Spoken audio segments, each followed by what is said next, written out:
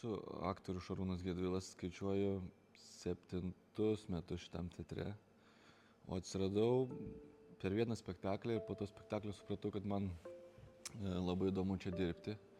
Ir aš pats paskambinau tuometiniam meno vadovui ir pasisiūliau, kad galiu dirbti ir noriu dirbti. Sako, dabar tau nieko negalim pasiūlyti, bet gal kada nors. Ir taip gavosi, kad vienas aktorius išėjo ir reikėjo įsivesti į spektaklį. Ir įsivedžiu ir nuo to laiko dirbu.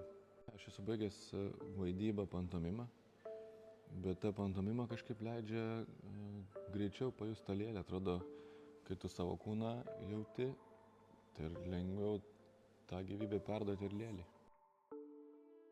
Aš vaidinu tėtį, kuris bando užmigdyti vaiką. Tai vat, ir jisai su mama visokiais būdais keliauja per tas karalystės ir bando užmigdyti. Ilgą laiką aš išlindau, taip pilnų ūgių išlindau į pirmą planą, nes dažniausiai būdavo jo arba lėlė prieky manęs. Tai smagu, nors atrodo būtų smagu ir tą lėlę valdyti. Spektaklis, kaip ir dauguma šitą teatro spektaklių, skirti visai šeimai ir, sakyčiau, šiek tiek vyresniem vaikam. Spektaklis yra apie du dalykus. Tai apie vaiką, kuris nenori miegoti, ir apie vaiką, kuris nori užaugti. Nes aš, pavyzdžiui, iš savo vaikų matau, kaip jos laukia gimtadienio.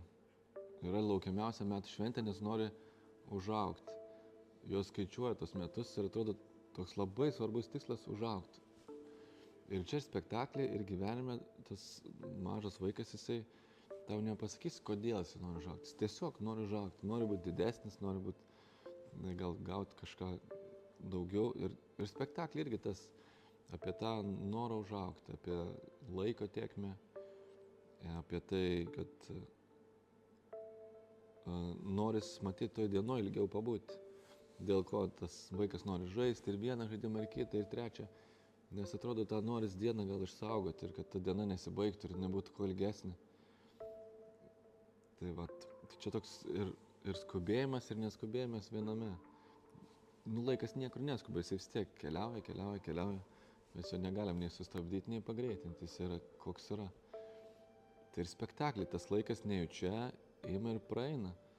Ir galiai yra tekstas, Guliveris ir sako, tai ką aš nieko nepaaugau per šitą visą laiką. Ir jam atsako, kad tu paaugai.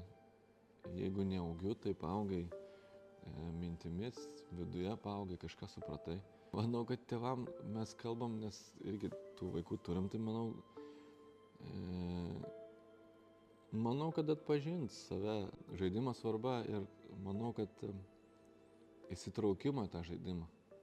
Kad tai nebūtų aš tiesiog tokia atmestinai tą žaidimą žaidžiu, bet įsitraukiu. Ir čia tėvai irgi labai stipriai įsitraukia ir vienu metu net pamiršta, kad jie turi migdyti tą vaiką. Tai man atrodo, čia irgi yra tokia žinutė, kad ir ką bedarytum, kad pilna koja į tą nerti.